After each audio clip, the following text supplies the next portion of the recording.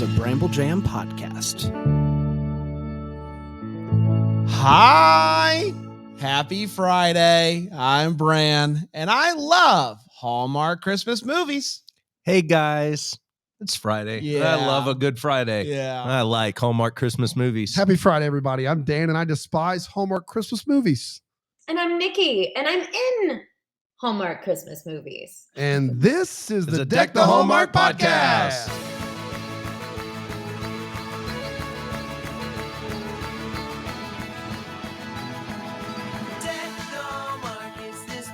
Yeah. We have just not messed around on a Thursday and Friday. No. I mean, Patrick Serrano, Lifetime on Court, and Boy. it's like, could we get any better? Oh my goodness, it's Nikki DeLoach Yep. joining us for a Friday episode. Sweet Are you Nikki. kidding me? Oh my gosh, Nikki, welcome back to the pod. It feels great. It's like we're home, right? It does, actually. I'm just jealous that Chris actually got to be with you guys. Chris Palama. Yeah. That was that's so cool. Yeah, you got to make your way out to Greenville, Nikki, and you can join us too. I love being with you guys. It does feel like a home, actually. We've been doing this for like quite some time. It was so good to see you in person last weekend at the con. It was so great. You just feel like you're just one of the guys with us. We love it so much. Oh my gosh, I love seeing you too. It was such a great weekend. And It really was. Yep. And like literally whenever I saw you and like was like, oh my God, and like just like wrapped my arms around you.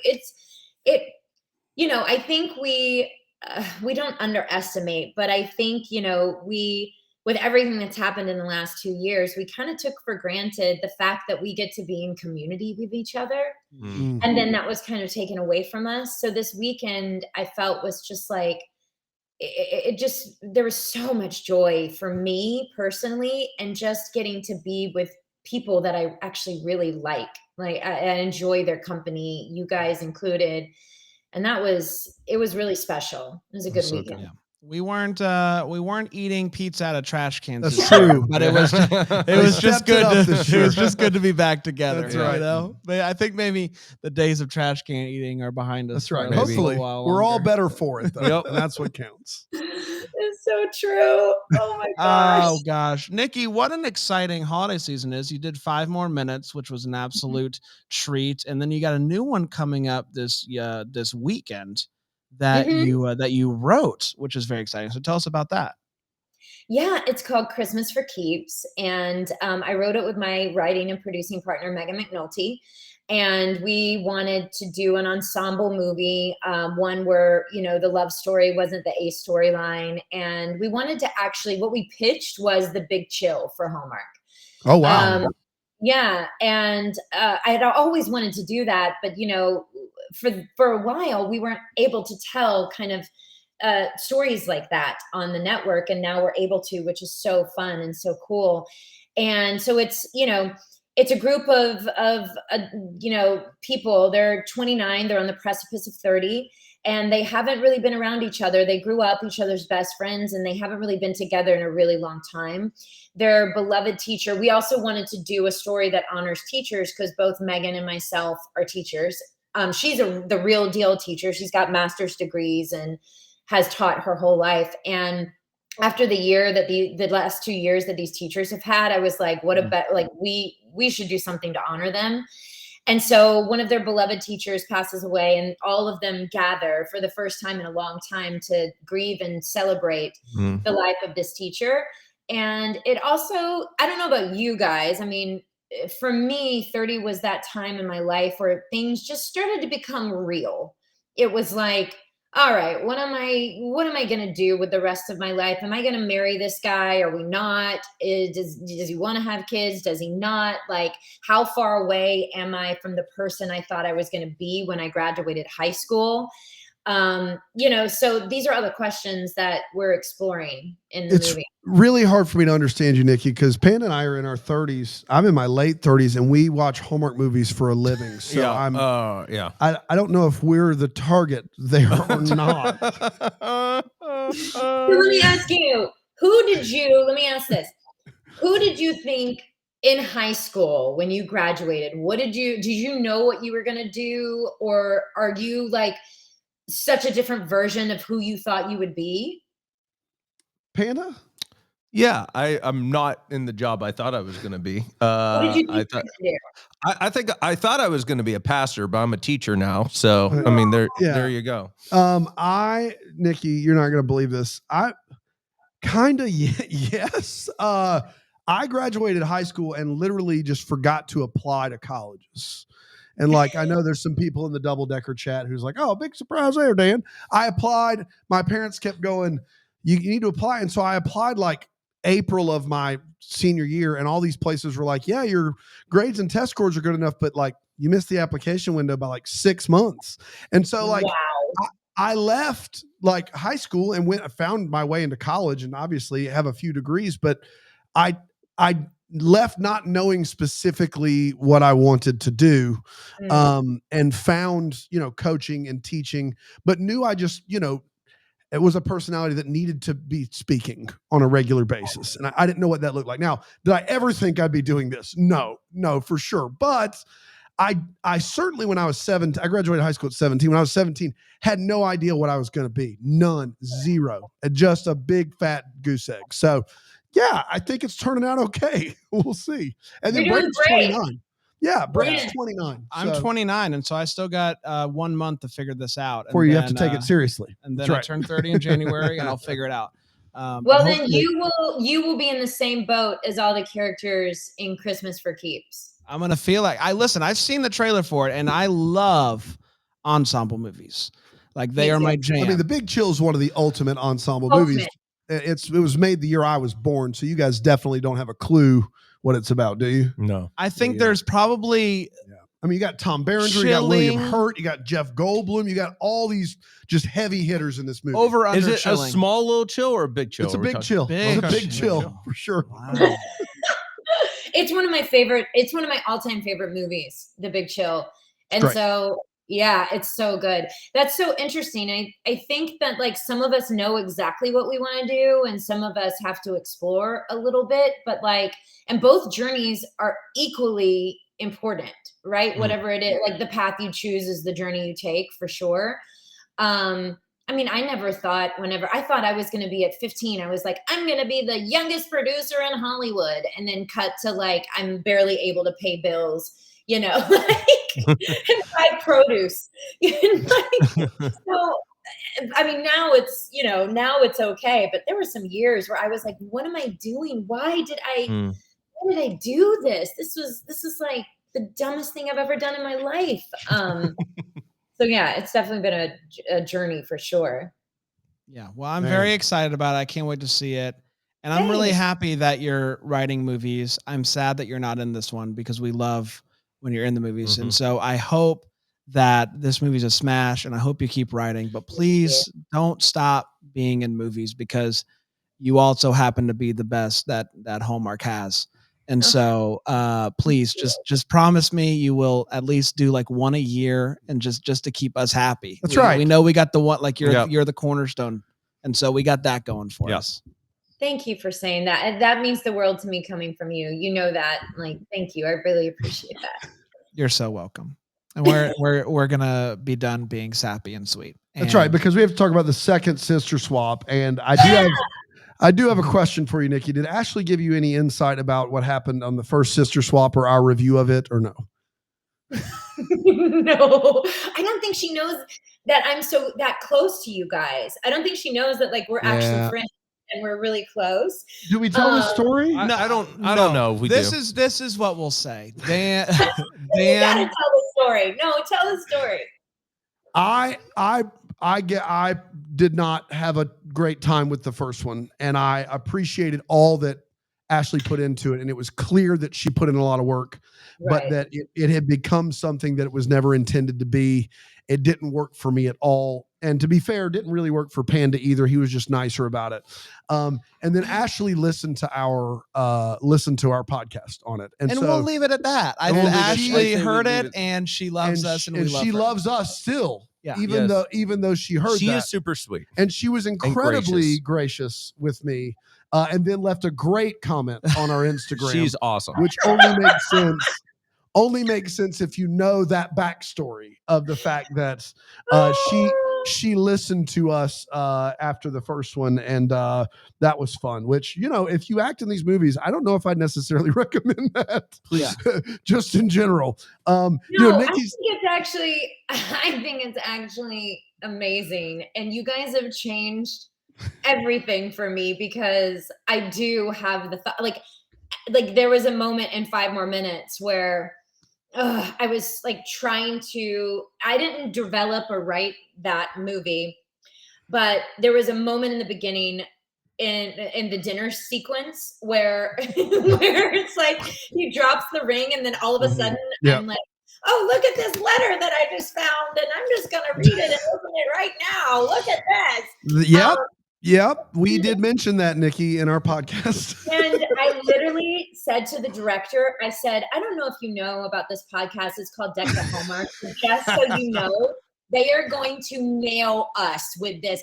So I tried to fix it on set. I pitched like 2 other options, because it was actually even worse, like on the page.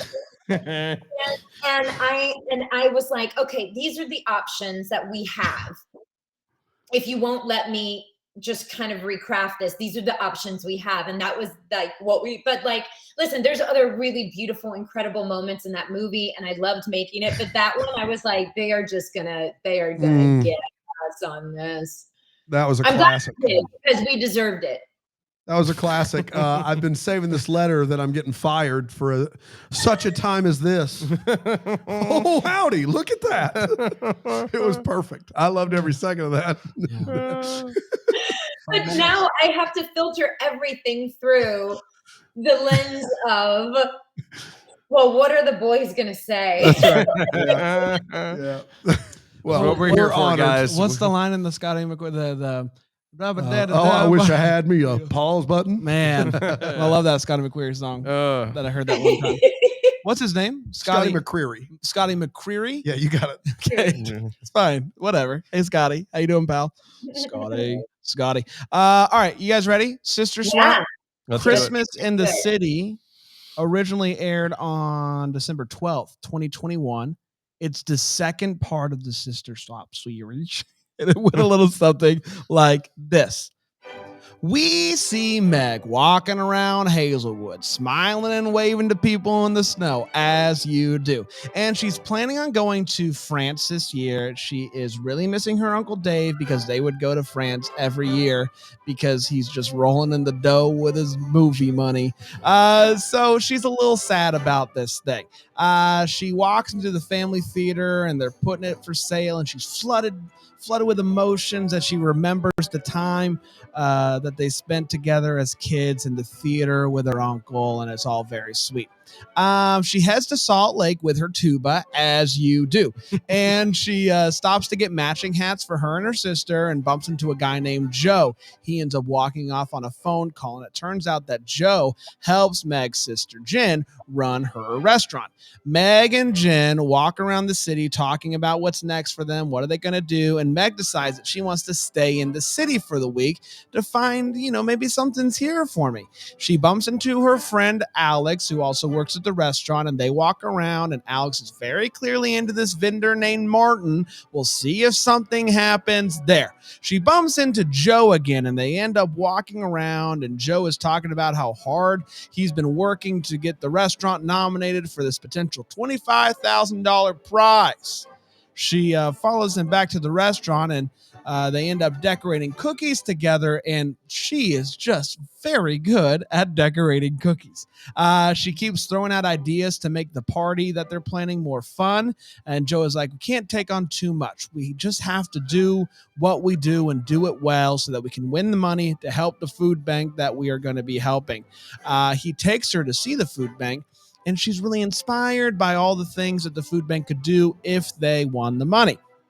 She keeps helping out with Joe, and they make wreaths, and they buy each other matching massive Christmas trees. And she takes an interest in an older fella named Frank, who seems to not love Christmas, and she wants to know why.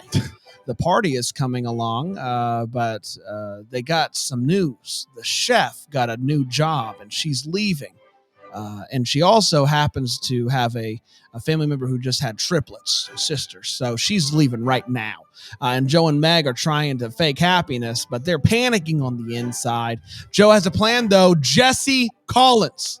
He makes a mad grilled cheese, and he is a Michelin star chef. But Jesse turns it down. He's happy slinging grilled cheese where he is. So they go find another chef, and they make a stop in Hazelwood to put up one of the big old trees that they got at the Madison Theater.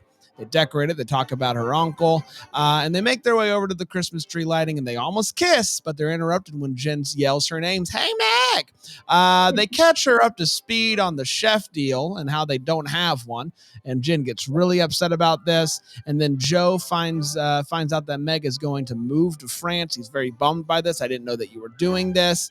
And so they find this out on the way back to the city. Meg comes up with an idea. The dude that runs the stand that Alex likes, he makes good food. He could chef. And so they go run it by Jen. Jen likes the idea. They run it by Alex and say, hey, Alex, you like this guy? You cool with this? And he's like, yeah, no problem. And then Alex and the guy, they're skating. And he's like, I can't wait to work with you. And they kiss, skate scene, fun times. Joe and Meg go ice skating together as well. And it's clear that they want to kiss. But it's also clear that Meg is still figuring stuff out. And so they skate away from each other instead of kissing, and we're all bummed for it. Frank is reunited with his daughter thanks to Meg, but then the daughter ends up storming out, and we don't know why, and Meg is sad. She heads to Hazelwood for movie night, where she is sad again because she's sad. And but then she gets to talk to her sister, and they decide maybe we should go into business together. Remember the first one? She gets back to Salt Lake and wakes up to a big snowstorm. She shows up to help prep for the party, and Joe has incorporated all of her fun ideas like cookie decorating and a photo booth. She even tells Joe that she's not going to France. But all that good news is ruined by bad news. The snowstorm has caused the magazine to cancel. Oh my gosh. The magazine decides to Big Salt? Big Salt said Salt? Big Salt said big no. Wow. The magazine decides the best course of action is to split the prize 3 ways. Everybody gets, whatever that is. Quick math. I didn't hear the beginning. It was 8 and a third. Yep. 8 and a third, everybody. So, it'll help out the food bank, but it won't be able to do everything that they want to do. But then it comes out that Joe took a full-time job at the food bank. Meg is happy for him, but is also taken by surprise. Then the food shows up for the party. Those guys didn't get the memo yet. Meg figures out a way to fix this. What if we combined all the parties into one big party, and everybody who can make it? The party is a huge smash. Frank is there and announces that he's there with his daughter. I guess things are good there. And also that he is going to, fund the rest of the food bank project. Frankie, big dollar guy. Meg then goes to find Joe in the photo booth and kisses him right on the mouth as the pictures start taken, and they party, and the sisters are happy together, and we get a freeze frame on the sisters. And that, my friends, was Sister Swap Christmas in the City. We did it. We did. Never gets old. Never gets old. Let's take one quick break, and then we'll come back and we will break this movie down with 4 segments, starting with the hot take here on Deck the Hallmark. Hey, Nikki, do you like tea?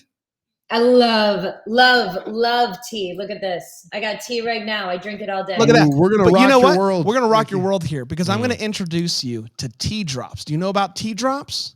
No. So my least favorite part of tea is the tea bags and the steeping and the whole thing. I never know when to stop. I never know what to do.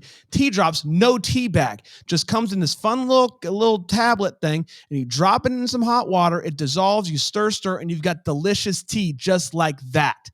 And it is very, very good. I've got all sorts of different flavors that I've tried. But they got the chocolate gingerbread for the holiday, a pumpkin spice if you're still into that at this point, sweet peppermint. I love it. My favorite is a little citrus ginger situation. It is delightful, Nikki. Delightful. And good for your tummy. And guess what, Nikki? They're going to give our listeners 20% off their first order. 20% off. Hot dog.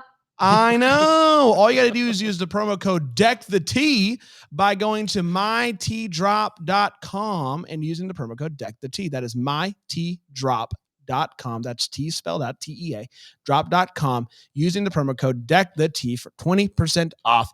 And don't forget, the entire holiday season is brought to you by Philo. Philo is the holiday movie hub. You got the Hallmark, the Lifetime, the GAC, whatever you want, they got it.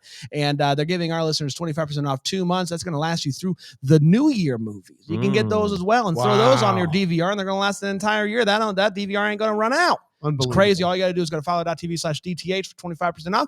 That's philo.tv/DTH. We are back. Got to be honest. T-Drop should have had to pay extra to have Nikki on there because she crushed that. Yeah, it was so good. Crushed it. It was unbelievable. She was in. She's already ordered the T-Drop. Talk to you about tea. That's right. The checks in the mail, Nikki. Let's talk Sister Swap number 2.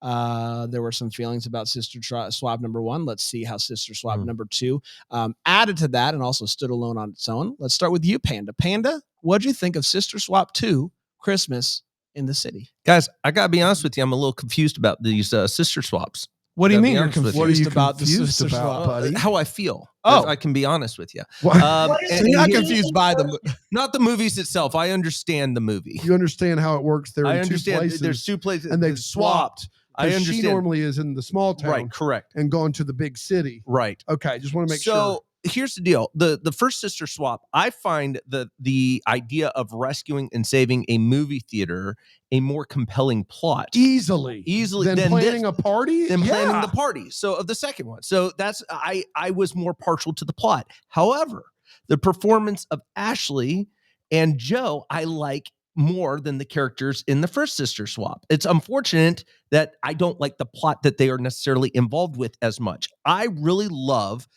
Ashley crushes this.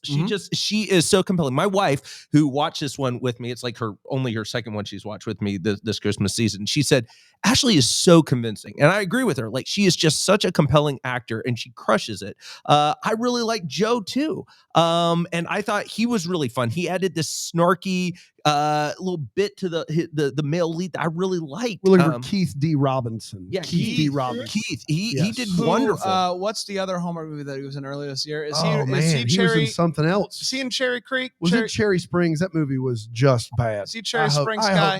I hope not. I hope not. For my sake. But he was in Redemption in Cherry Springs. That's unfortunate. That's tough. But there was some redemption here. Redemption here because he crushes it. That's right. So, man, I feel conflicted. I don't know where that balances this out. I think I like this movie more. I don't remember the plot as thoroughly as I remember the movie, though, or the movie theater plot. That's a better plot point to me. And so I don't know. It becomes a watch. I think overall the performances elevate this one that make it a little bit better for me than the first one. So that's where I'll leave it. Nikki, let's go to you. You have, I believe, seen this movie now twice because you're very committed. You watched it the night of. You had a little viewing party, according to Twitter, and then you watched it again because you care about with a critical eye. So here's what I will say. Ashley Williams is one of my dearest friends. We have been friends for like 12 years. We met in acting class, weirdly enough. So, like, I was blinded by the light of Ashley Williams. That is Ashley Williams. Yeah. So, like, whatever, I don't even know what happened in the movie because I was so taken with her because she is just like the most lovable human being on the planet. So I enjoyed it the night that I watched in Ashley's hotel room with the potato skins and pretzel bread and wine and all that. That was very So you fun. did have trash can food. You did it. You just didn't do it with us. That's unbelievable. I always have trash can food. What are you talking about? Me too. It works well for me. I eat like I'm still I'm a 15-year-old teenage boy. But so that was really fun to watch it with her. We never get to do that because we're all so spread out all over the place. So that was really fun. And then I watched it again today in preparation for this. And I will say I will say, Panda, that I too agree that the saving of the movie theater was like a more compelling thing, because I think we see the restaurants a lot and the food and that kind of stuff a lot. But again, just like you said, it didn't like that didn't matter because Ashley was so good in it. You know, and also I have to say, like, because I love her and Kimberly so much, and I don't have you ever been around the two of them together? We've never met Kimberly. Okay, so I have to, and I have a sister who is beloved to me and I love her so much, but those two are my favorite sister pairing that I've ever known in my life. Like, when you see them together and you are with them, they're just magic. They're absolute magic. So for me, as a person who loves them, I do a lot of Alzheimer's work with the two of them. Seeing them on screen together made me so happy and was such a delight. And because they have that natural sister energy, they bounce off of each other so effortlessly. And that is something that is really hard to make happen on a set, and they just had it in spades. So I was delighted from start to finish. Yes to all that. I agree. Saving movie theater is fantastic, and you guys know how I feel about party planning movies at this point. I did feel like there was enough. This was like party planning light. Like it wasn't all about the party. There was enough going around it that kind of made up for that for me. Yes. I agree. Ashley was just fantastic. It's not just because we love her. It really was a great performance. I really love what they did with Joe here, because very rarely does it take that long for, I feel like, the guys in this movie is to feel it with the girl. Yeah. And I felt like it took longer than normal, and I really like that. It took a while for him, because they are so opposite. Yes. And it took a while for him to get her as a person. And so I appreciated that. I really like that. I think we can all agree, like, we've done the sister swap now, and now we just need a sister together. Put them together, man. It is magic. It's so good. And so let's not swap next time. I like this more than the first one. For me, I just thought the performances were just so good in this movie, and it just all felt really good. It felt a little the pacing felt better for me, and I just loved it. I love this movie, and so there you go, Dan. I almost feel like this should have been the first one, and then the last scene of the movie where they're dancing, just move it to the other movie, because this, I think, is a better movie, and that is bewildering, because the party planning aspect of this is just, the treads are bare on that thing. But here's the thing, and you guys have all said it, but for me, if you meet Ashley in person, she is just a bundle of energy, and she has this amazingly clever, quirky sensibility about her. And they let her really craft a character that pops quick dialogue, is bouncing around. It's not, the character isn't like Ashley herself, but the energy is the same. And here's the thing about Hallmark. In one of her early movies, they let her be quirky. October Kiss. It's my favorite performance by Ashley Williams, no questions asked. And then there's times with Ashley, like a movie like Holiday Hearts with Paul Campbell, where you took two of the funniest, most energetic people in the world and you just gave them a sedative. And it drove me nuts for a movie. And it's like, why is Hallmark putting all of these boundaries on someone that needs to let her creativity flow? In this movie, she clearly has a lot of freedom to be boundlessly energetic and craft a fun, funny, charming character. And so we can say a lot about these movies, which I will. Her character and her performance are as good as I've seen. And that is quite a tip of the cap, considering what we saw last week. What you're trying to say is that she's our mermaid. She is our mermaid. She is our Darn mermaid. Exactly right. Always and forever. And I want to be clear about that, because the wild thing is in the first movie, my big thing is that Hallmark clearly noted them to death and wanted to beat us over the head with the fact that this is a Rashomon style two-parter that really doesn't need to be a two-parter. And unfortunately, you have Kimberly Williams Paisley and Mark Declan in a save the movie theater plotline. I mean, what else do we? This is amazing. And instead, we spend like 30 minutes doing these really dumb, weird, like sister swap bits that, when they're on screen together, are magic, but it takes away from any momentum that this plot has of this amazing theater and Mark Declan, who's wonderful, and Kimberly Williams Paisley, who's wonderful. Well, in this movie, flip it, because you've got, Keith and Ashley are operating on all cylinders, but the party planning, who cares? Like, who cares about it's going to get figured out and the charity's going to get their money. Who cares? I want more of the sister swap. Yes. The scenes with the sister swap are great in this movie. Yes. The her not knowing what a Michelin star chef is, hilarious. Like, those scenes crush in this movie. And I feel like we got waylaid with a dumb party planning movie, and I wanted more of the sister swap stuff. Yep. And so it's a weird reversal of fortune. And what happened was, I think Hallmark really tried to put that first one in a box, and they said, don't worry, in the second one, we'll let it all pay off. And the problem is, they just kind of ruined the conceit in the first one. And in the second one, a movie that is bland on the surface, but has a powder keg of a performance and a fun gimmick of a sister swap, it doesn't pay off like it should, because the first one was such a drag, and that's unfortunate. And so because of that, this is a far better movie, but not one that is going to be memorable, aside from the fact that it's Ashley getting to try the things she's wanting to try for 5 years. But I hope they let Ashley Williams do whatever she wants, because she deserves it, and she's really, really talented. So yeah, an improvement over the first one, and I can't believe with Kimberly Williams Paisley, Mark Declan saving a movie theater, some other party planning movie is better, but it is. There you go. There you go. Miracles do happen, everybody. It's time for all the feels. This is the part of the show we talk about what in this movie gave us the feels. Panda. I think just basically anytime Meg has some really snappy, quick dialogue, one of the scenes that just stands out to me that got me laughing out loud is they hop out and he goes, well, what if they hop out of the car and he says, well, what if this lady doesn't want to come work for us? She goes, we'll still get the candy apples, because they mentioned the apples. We'll still get the caramel apples. She goes, and then we'll eat our feelings as well. That's just a funny line. The way she delivered that was hilarious. It was so, I don't know, charming. And she has a million of those. That's just one kind of small sampling of it. I thought that was her dialogue just is so believable to me. And so that's my feel, really, is anytime they give her those chances to have that real snappy dialogue. I think my favorite scene, though, if we're just talking favorite scene, is when she's on the phone with her sister and Joe is trying to write notes to her. And oh my gosh. Love. Hilarious. It's funny stuff. I was going to bring that scene up too, because it was one of my favorites.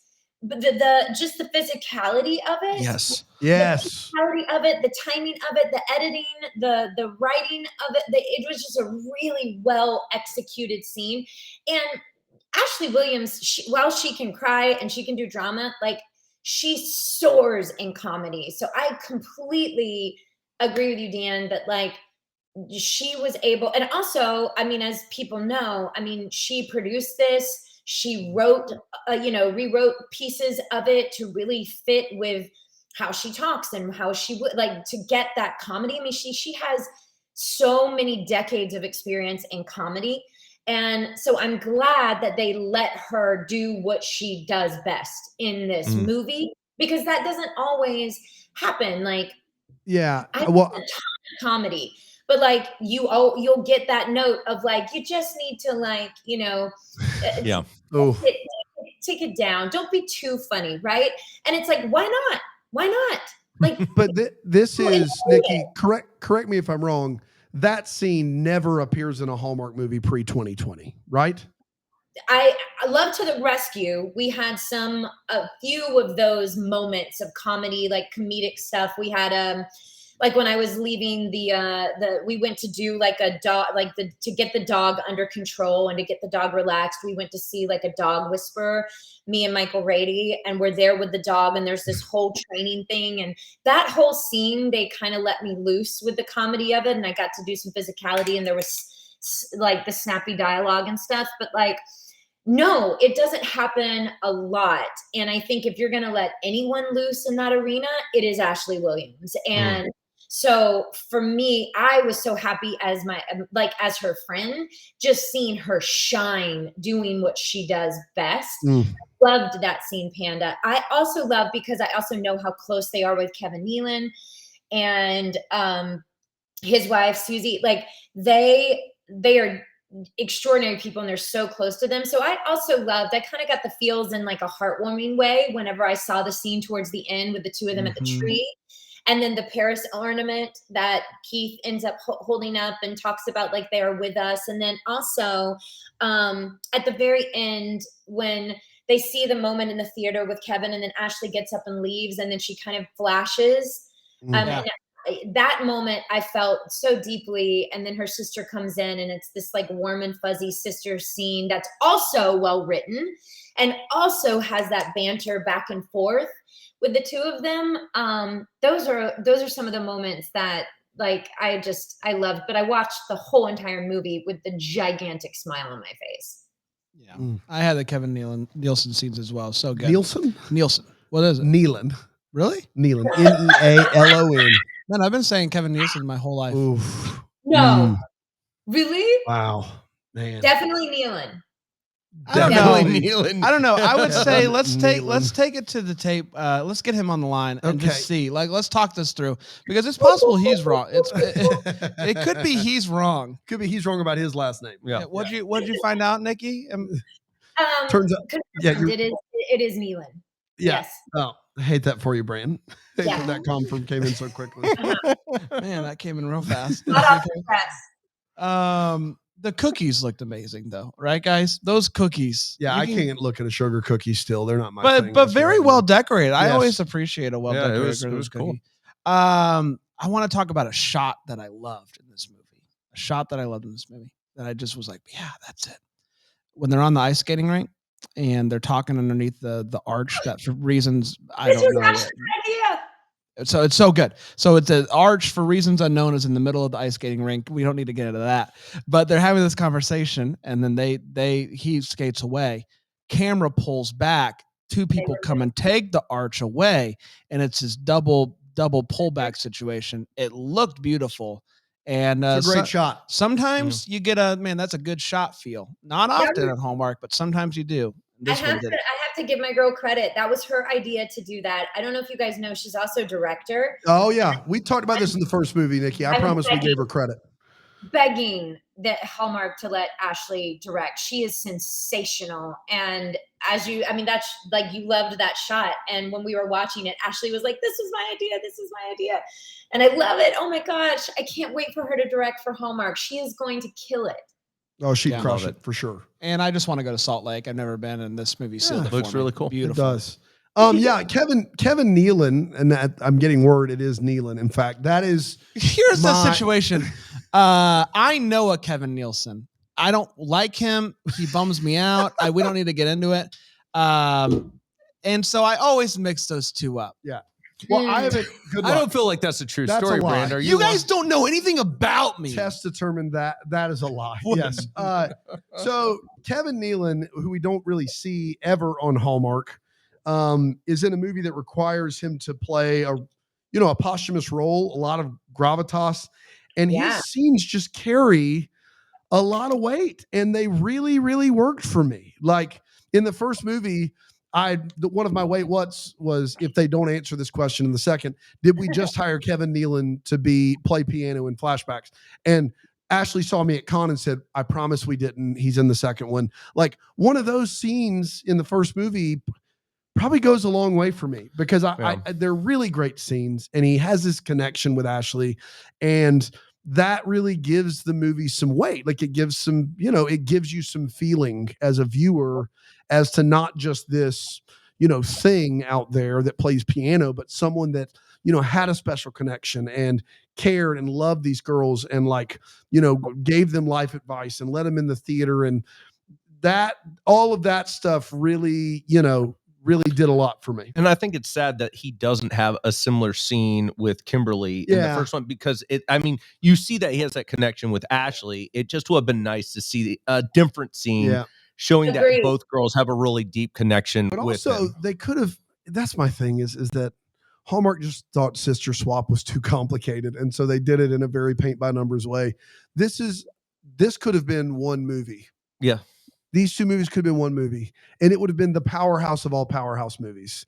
Kimberly Williams Paisley and Ashley Williams on screen together for 30 minutes. And one of them is falling in love with Mark Declan and saving a movie theater, and the other one's falling in love with Keith Robinson. And you have Kevin Nealon with his sage advice, wisdom, and love. It's Nielsen, my bad. Like that movie is the movie that everyone talks about for the entire season. And so, it's just a lot of what could have been for me. I don't know. Let's take one more quick break, and we'll be right back and talk about the Wait What's and the What the Hallmark. I love Here it. on Deck the Hallmark. It is Nielsen.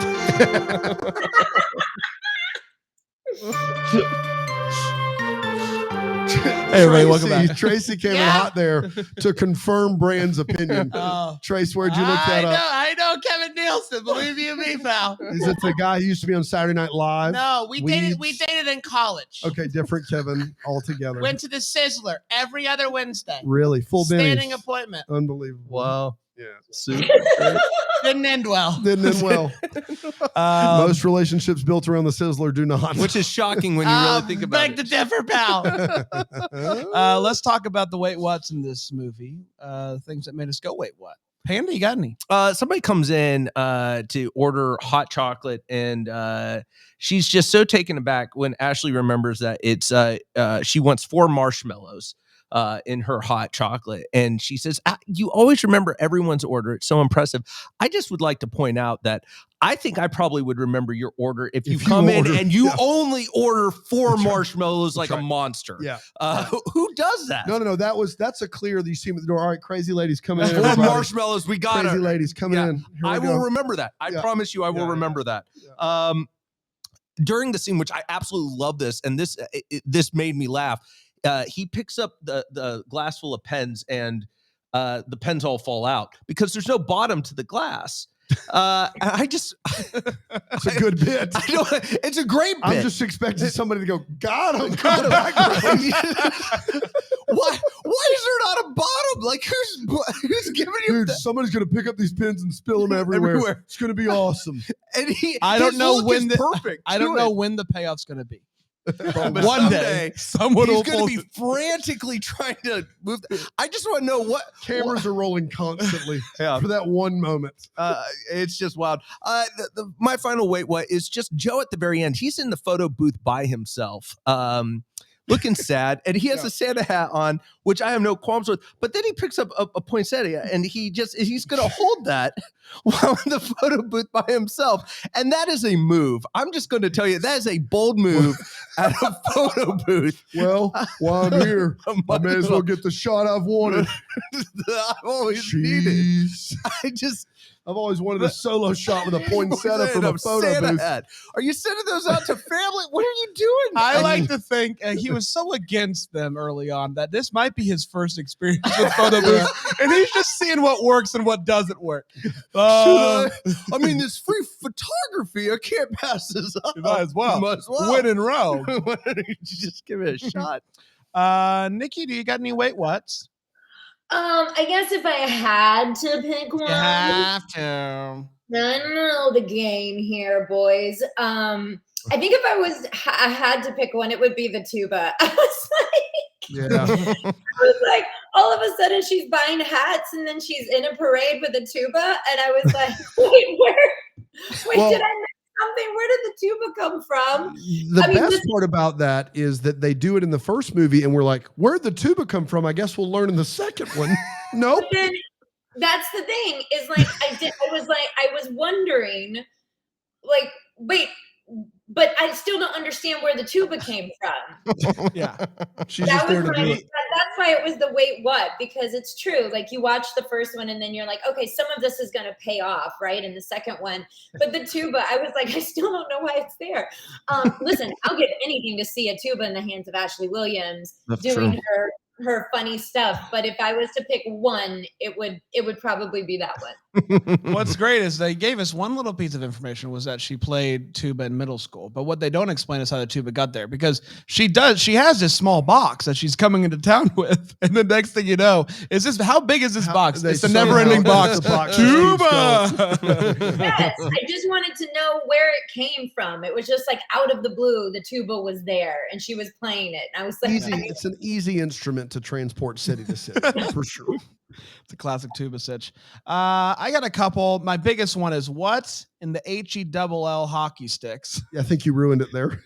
Thanks. Is going on with those Christmas trees? Yeah. Those are the craziest, weirdest shaped Christmas trees I've ever seen in my life.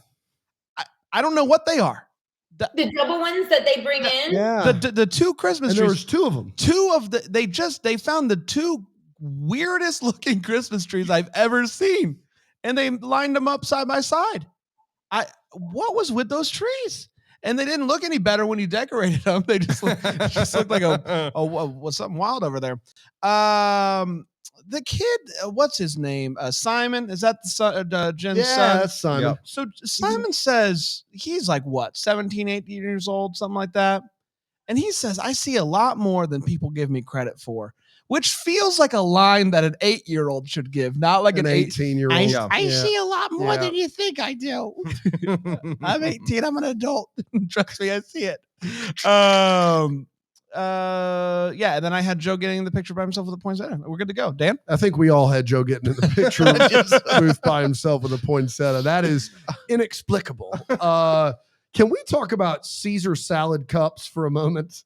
There is a scene in this movie where people are standing at a party, and the party hors d'oeuvres that they are handing out are Caesar salad cups, which, may I suggest, is the worst standing around hobnobbing food of all time. You've got to find a way to mix the dressing in there. There's croutons falling everywhere. No one wants that. No one wants a Caesar salad cup at standing around at a party. You just don't want that. Which is sad because I put as a note in here for next birthday party, please get Caesar salad cups. This poor woman who runs this charity that they're trying to benefit with $25K, she says, I've always wanted to do an angel tree, but never had the time to set one up. You run a charity. That is your job. Set up the dang angel tree and get some kids their gifts. For the love of everything good and decent, be charitable. You can't. Why? Why would we let that line fly? Why? I'm just so busy. I've always wanted to give to children, but time. What do you do for a living? Well, funny you should ask. Because it's charity. Jiminy Christmas. They show up. They're like, we're going to drive to Hollywood or Hollywell or Everwood. What is Hazelwood. it? Hazelwood. And they're like, on the way, we'll stop and see this chef that may be interested. And they show up and they're like, hey, can you talk to us? And she's like, after the lunch rush. How many tables are full in there? 3? I would recommend maybe getting the heck out of Dodge, lady. Nobody likes your food if this is the lunch rush. Go work in the big city. That is called budget problems. Yes. Yes, it is. Hallmark maybe didn't give them enough money to get extras for this scene. Yeah. They spent a lot of money on the decorations of that place, though. Kevin Nealon. Yeah, that's right. They got Kevin Nealon. That's exactly right. This guy, this is one of these classic like nah-duh moments in this movie. And I just don't know. Watching it, I was just floored. This woman comes in and her dad is the one that she's estranged from. And she was like, hi, I was invited to this. And Ashley's like, can I help you out? And she's like, I was invited. And I think my dad. And she holds up a picture of her dad. And Ashley goes, oh my gosh, you're his daughter. Yes. Yeah, that is what she just said. She just said that. We don't need to, there's not a Family Feud game going on. He doesn't have several estranged daughters. It's just the one. She says, I think my dad. We don't need to confirm that. That's done and taken care of. And then lastly, Kimberly Williams Paisley comes into town and they want to hire this guy who's a street vendor to be a chef of their fancy restaurant, which whatever, your restaurant. And all 3 of them go, and Kimberly Williams Paisley looks at this guy and goes, we will each have one of everything. That's a lot of food. Yeah, it's bold, boy. They didn't ask for one of everything and each try it. They each got their own order of everything that this guy makes. It's a bold move. They are sitting down to put it away. And we went to Harold's Deli this weekend in Edison, New Jersey, which is the most food I've ever seen on a plate at one time. And they are trying to pack it away. Yep. Nikki, next year. Oh, you got to go to Harold's with us. You're coming with us to Harold's in Edison, New Jersey. It's the best pastrami on rice sandwich I've ever had in my life. And also is the most food I've ever seen. You got to come. I would love that. You got to come. I Absolutely. mean, you know my taste in food, so you know Yes. where I need to be there. Next year, I'm going with you. Book Yes. it. It's done. Guys, this is going to be Verbal fun. contract. I love it. Do That's they all I also got. have beer, or is it just a deli? I don't know. They're open till 7 or 8 at night, but I think we could, if not, we could. It's Edison. We could sneak stuff in. Everybody drinks around the clock in Edison just to survive. I'm pretty sure. That sounds delicious. Yeah. Sandwiches, it's so good. Cold beer. Perfect. Let's go. Is there anything more depressing than Edison, New Jersey? Than flying into New York City, like, the city never sleeps. It's good to be here. And then probably getting in a car and driving to the hellhole that is Edison, New Jersey. Don't even try. Don't try to defend Edison, New Jersey. Don't try. Aside from Harold's. Harold's is delightful. Harold's is delightful. The rest of it is just I'll just simply say there are a lot of circles in Edison. There's a lot of circles. You're constantly turning at an angle. It's not about how it looks, right? You can't judge a book by its cover. I am That's sure what I'm that talking about. are incredible people. Oh, 100%. For sure. Who, and I feel like if we had more time there, which next year, why don't we go to Harold's and also we just go on a tour where we just go around and meet some people and talk change to my people. mind about Edison. I love it. Here's what we do. We fly in the day before. We fly in Thursday. Right. We make a day of it. We go to Harold's. We get a true Edison local. We vlog it and we just say our day in Edison. Yep. I think that's one, people will love it, but two, it might really give Edison. I'm here for that. I love it. There you go. There we go. I love it. Let's get to the What the Hallmark Inspired show. We wonder what could have been, maybe having get some clear the questions that we still have. What are we still wondering about? We've got 2 sister swap movies. We've seen everything from every angle. I've got 2. Somebody take one. Ooh, okay. There's just a kind of throwaway line that I would really love to know more about. Kevin Nielsen? Nealon? You got it, Panda. All right, that's what I thought. Nielsen. All right. We learned that I believe Ashley says his bad French got them in some of the worst places with the best people. I'm still trying to unpack that, but I would love to know what this is. Edison, New Jersey. This is what Nikki's talking about. Worst places, best people. There you go. I want to know that story. How did your bad French? That's Christmas con, guys. We did. It is. That's true. Great people. Worst places. I just want to know more about that story. That's Harold's. Harold's is the definition of this. That's true. Yeah. Great people in Harold's. Our waiters. Our server was unbelievable. She was amazing. Phenomenal. Unbelievable. She's just nonstop. She tried to talk us out of two basket of fries. Everything's massive, and she was massive. You guys are not going to win the New Jersey argument with me because I happen to know and love so many people from New Jersey. Yeah. My writing partner is from New Jersey. Boy. I know. So you're not going to win any battles. I love New Jersey. I love the people in New Jersey. It's one of the best places. And I want everyone to know that. But Nikki, you can agree. Vote for Nikki. You're running for governor in New Jersey. The people of Edison, New Jersey are wonderful. We love the people. But if given the choice between spending the weekend in New York City or Edison, I'm not talking about the whole city, the state of New Jersey, just Edison. New York, you can't compare New York to anywhere. It is the greatest city in America.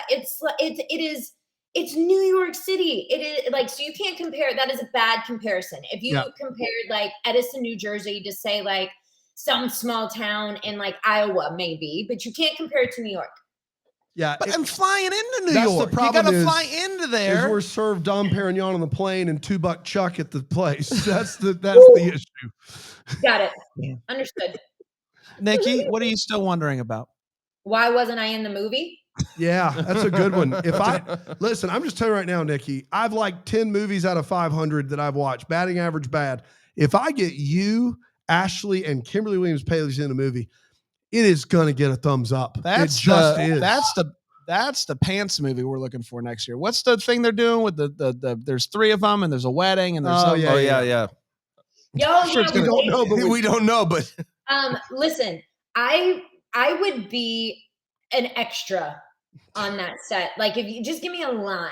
The laughs alone. to just be with Ashley and Kimberly and make a movie. I literally I watched both movies, and afterwards my only question was like, why wasn't I in this? I would have done like one scene, like a cameo or something. Like if Kevin Nelson gets to be in it, then why don't I get to be in it? That's my question. Nicely done. I love it. This is why we can never spend under an hour with Nikki DeLoach. Yep. She's legit the best guest we have. Yep. God bless you. I got one, and it is it's my guy, the chef's famous grilled cheese. Yeah. Now this grilled cheese, it has the fancy cheese, but they also throw on apples. Love it. Apples on a grilled cheese. It's delicious. I've had it. You've done it? Yes. Someone we've talked with for years who is the originator that we know. That's probably where you had it, in his Sylvester class, correct? No. Really? Because that is his big go-to, and you know who I'm talking about. His go-to is like a Granny Smith apple on a grilled cheese. I've never even heard of it. Yeah. It sounds we phenomenal. used to have a restaurant in Travelers Rest, where I'm from, that used to serve that was their specialty.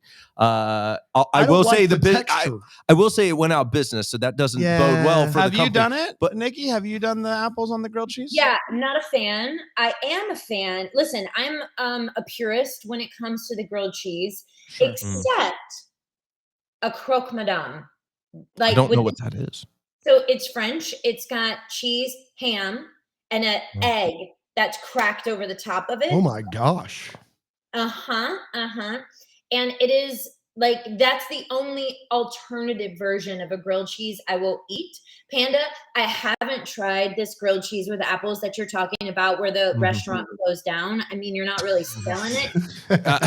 That's on me. That's on me. The place that sold it, they suck. I get well.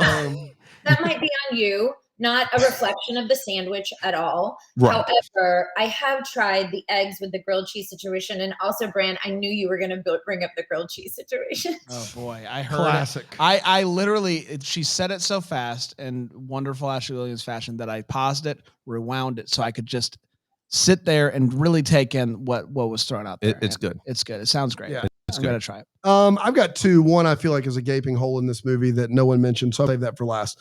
The first one is, who is singing lead vocals in the band's performance of Santa Claus is Coming to Town?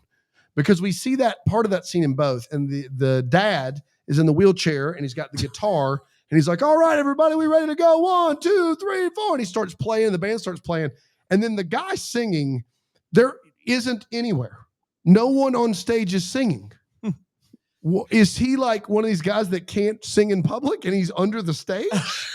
What is happening there? Is that a thing? It is. I don't know. There's a music video. He's a shy boy. He's a shy boy. But he's got a great vocal. Great vocals. But shy running. But on stage, it's just a musician situation. Yeah. But that's just an aperitif to the thing that I can't believe Kevin Nelson. No one's mentioned, which is this.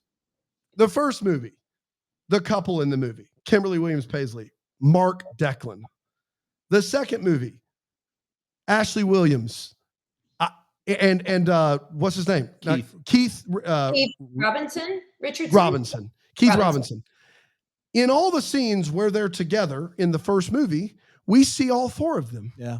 And in the second movie, do you know who isn't in it the whole movie? Mark Declan. Doc Declan himself. He never say what? Again, I'm sure they ran out of money. Well, I'm just telling you, you want to have a sister swap movie where these two things are taking place at the same time, and one of the top 4 people on the call sheet isn't in the scenes that he was in the first movie? That's a problem. It's a problem. How did no one else miss Mark Declan? The guy's been in Hallmark movies for years. Where is he? It is crazy because you would think like it was all shot, like the scenes that they were think all in, like we're getting like different angles or whatever, and different conversations. But you're going back, you're like, he's got to be in there. No, but she even told us, didn't she tell us in an interview that she ended up doing the movie separately, that they were not all together? Well, all I know is this. They did block shooting, so they were together. Because I asked her, because I was like, I wanted to know how they did this. I was like, right. how did you guys break it down? How did you do it? How do you know?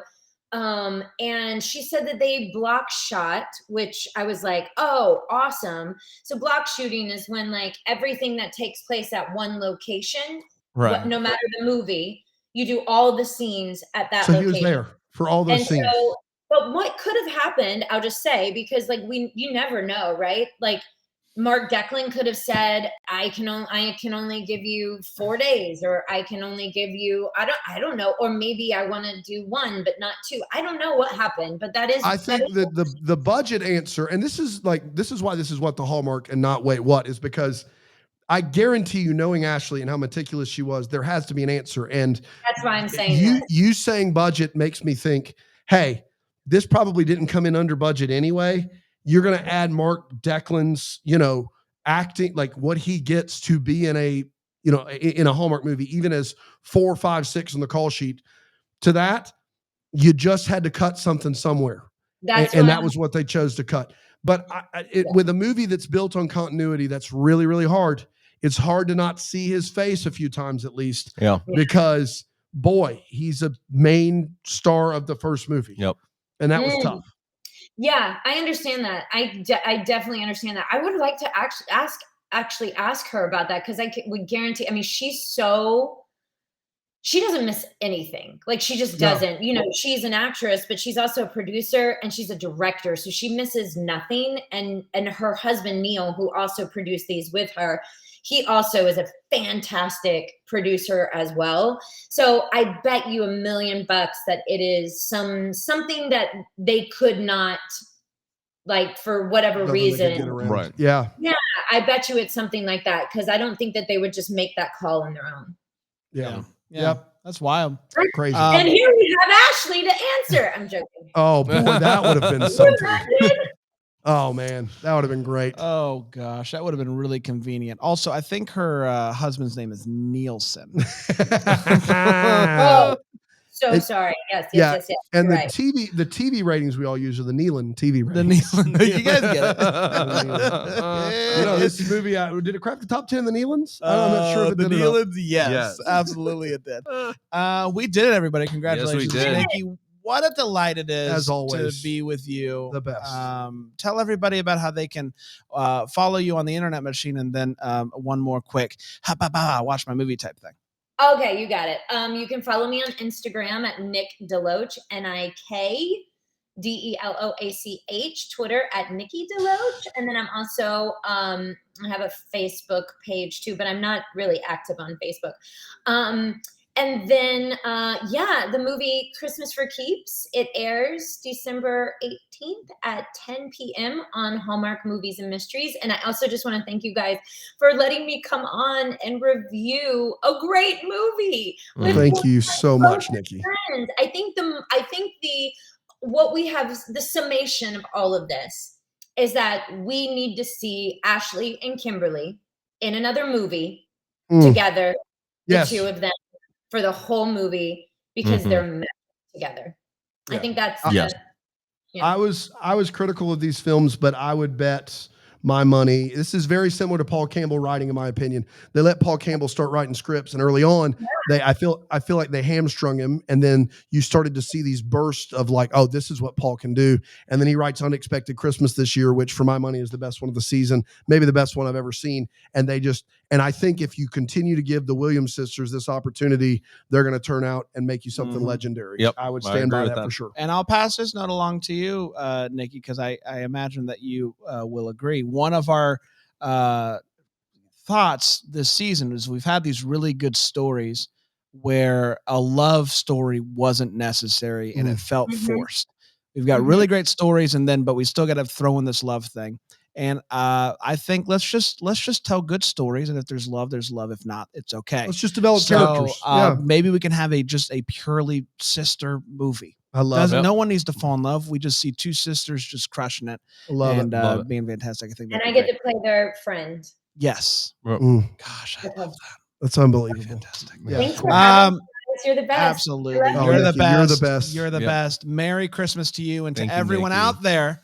It would be the first to wish you a Merry Christmas. Deck the Hallmark's a Bramble Jam podcast. It's presented by Philo TV. It's produced by Brandon Gray and recorded live in, Greenville, South Carolina. Set decor is by Plum at Haywood Mall. For more information on Deck the Hallmark, you can go to deckthehallmark.com. For more information on Bramble Jam Podcast Network, you can go to bramblejampodcast.com.